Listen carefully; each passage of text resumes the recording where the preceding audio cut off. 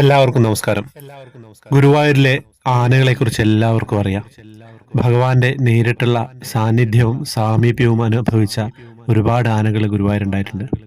ഗുരുവായൂർ കേശവനെയാണ് എല്ലാവരും ഒന്നാമതായിട്ട് തന്നെ പറയുക. അതിലൊരു സംശയവുമില്ല. ഭഗവാനെ നേരിൽ കണ്ടു എന്ന് തന്നെയാണ് വിശ്വാസം. അത്രയും ഭക്തിയോടെ നമ്മൾ ഒരാനയെ കാണുന്നുണ്ടെങ്കിൽ അത് ഗുരുവായൂർ കേശവനെ തന്നെയാണ്. അതിലൊരു സംശയവുമില്ല. അപ്പം വീഡിയോയിലേക്ക് വരാം. നിങ്ങളെല്ലാവരും ലൈക്ക് ചെയ്ത് കാണുക, കമൻറ്റ് ചെയ്യുക, നിങ്ങളുടെ അഭിപ്രായങ്ങൾ അറിയിക്കുക. എന്തെങ്കിലുമൊക്കെ മാറ്റം വരുത്തേണ്ടതുണ്ടെങ്കിലൊക്കെ നിങ്ങൾ പറയുക. ഇനി ഈ പറഞ്ഞ കാര്യത്തിലേക്ക് വരാം. ഗുരുവായൂർ കേശവനല്ലാതെ മറ്റ് പല ആനകളും, വളരെ പ്രസിദ്ധമായിട്ടുള്ള ആനകൾ ഗുരുവായൂർ ഉണ്ടായിട്ടുണ്ട് അല്ലേ. അങ്ങനെ ഒരു ആനയുടെ ഒരു വിശേഷമാണ് എന്ന് പറയുന്നത്. ഗുരുവായൂർ ഗജവീരൻ വേണുഗോപാലൻ ഓർമ്മയായിട്ട് 34 വർഷമായി. വേണുഗോപാലൻ എന്ന് പറയുന്ന ആനയ്ക്കൊരു പ്രത്യേകത ഉണ്ടായിരുന്നു. അത് അവസാനം കൃത്യമായിട്ട് പറയുന്നുണ്ട്. അത് കേട്ട് കഴിഞ്ഞാൽ ആ ആന എത്ര ഭാഗ്യം ചെയ്തിരുന്നു എന്ന് നമുക്ക് മനസ്സിലാക്കാം. ഗുരുവായൂരപ്പന് കോഴിക്കോട് സാമൂതിരിപ്പാട് തമ്പുരാൻ 70 വർഷം മുമ്പ് 1954 നടത്തിയ ഒരു ആനക്കുട്ടി. ഗുരുവായൂരപ്പന്റെ ഗജസമ്പത്തിലെ തലയെടുപ്പുള്ള പ്രസിദ്ധനായിരുന്ന പഴയ തലമുറയിലെ ഗജവീരൻ വേണുഗോപാലൻ.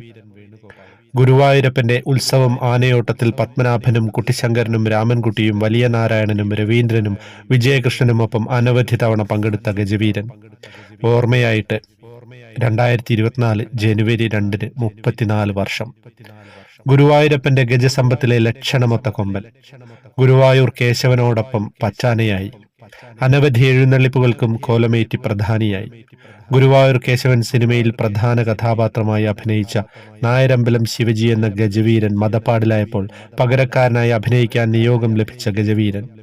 ഗുരുവായൂർ ക്ഷേത്രത്തിൽ ചുറ്റുവിളക്ക്, കാഴ്ചശീവേലി, പ്രസിദ്ധമായ മമ്മിയൂർ അയ്യപ്പൻ വിളക്ക്, തിരുവെങ്കിടം മകരച്ചൊവ്വ ആഘോഷം, അയ്യപ്പൻ വിളക്ക്, തൃശൂർ പൂരം ഉൾപ്പെടെ പുറമേയുള്ള അനവധി എഴുന്നള്ളിപ്പുകൾക്കും തലയെടുപ്പുള്ള ഗജവീരനായി സാന്നിധ്യം അറിയിച്ച ഗുരുവായൂർ ദേവസ്വം വേണുഗോപാലൻ. 52 വർഷം മുമ്പ് അവിചാരിതമായ സാഹചര്യത്തിൽ 1971 ഉത്സവം പള്ളിവേട്ട മാർച്ച് 15 സുദിനത്തിൽ ഒരാന മാത്രമായി നടത്തേണ്ടി വന്ന കുളപ്രദക്ഷിണത്തിന് ഗുരുവായൂരപ്പന്റെ സ്വർണ്ണക്കോലം വഹിച്ച് ചടങ്ങുകൾ പൂർത്തീകരിക്കാൻ നിയോഗിക്കപ്പെട്ട ഗജവീരൻ ഓർമ്മയായിട്ട് ഇന്ന് 34 വർഷം. എത്ര മനോഹരമായിട്ടാണ് അവസാനത്തെ ഒരു കാര്യം നിങ്ങൾ കേട്ടില്ലേ. ഒറ്റ ആന മാത്രം വെച്ചിട്ട് ചടങ്ങുകൾ തീർക്കേണ്ടി വന്നു. ആ ചടങ്ങ് സ്വർണ്ണക്കോലം, ഭഗവാന്റെ സ്വർണ്ണക്കോലം ശിരസിലേറ്റാൻ നിയോഗിക്കപ്പെട്ട ആനയായിരുന്നു നമ്മുടെ വേണുഗോപാലൻ. അപ്പൊ നിങ്ങൾക്ക് പലർക്കും ഒരു ചടങ്ങ് ഓർമ്മയുണ്ടാവും. ആർക്കെങ്കിലും ഓർമ്മയുണ്ടോ? ഗുരുവായൂരായിട്ട് ബന്ധപ്പെട്ടുള്ള പ്രായമുള്ള ആളുകൾക്കൊക്കെ കൃത്യമായിട്ടും ആർക്കെങ്കിലുമൊക്കെ ഓർമ്മയുണ്ടാവും. ഒരാന മാത്രമായിട്ട് ഒരു ചടങ്ങ് നടത്തേണ്ടി വന്നത് എന്തായിരുന്നു എന്ന് കാരണം എന്നുള്ളതൊക്കെ കൃത്യമായിട്ട് അതിനെപ്പറ്റി എനിക്കൊരറിവില്ല. നിങ്ങൾ ആർക്കെങ്കിലും അറിയാവുന്നെങ്കിൽ ഒന്ന് കൃത്യമായിട്ട് പറയുക, എന്തായിരുന്നു അങ്ങനെയുള്ളൊരു കാര്യം എന്നുള്ളത്. 71 ഉത്സവം എന്ന് പറയുമ്പോൾ കൃത്യമായിട്ട് തീപിടിച്ച വർഷമായിരിക്കും. അത് കാരണമായിരിക്കും എന്നാണ് എനിക്ക് തോന്നുന്നത്. 69 71 കാലം അത് തന്നെയാണെന്നാണ് തോന്നുന്നത്.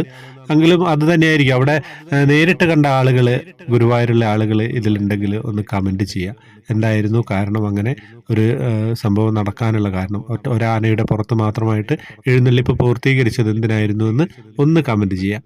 എല്ലാവർക്കും നമസ്കാരം.